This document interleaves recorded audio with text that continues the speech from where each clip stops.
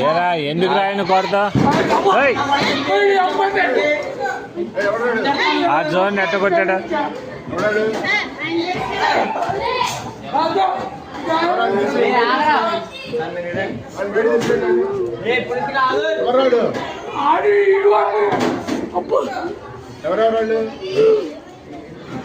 ఏరా దేనికి రా విధానం ఏంటి అసలు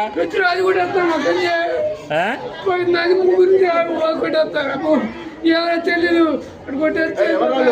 అడు కొట్టా కొడు రే ఎందుకురా విధానం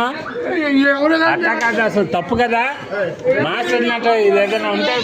టీచర్తో చెప్పాలి కానీ కొట్టుకోవడం ఎందుకురా అసలు తప్పు కదరా అది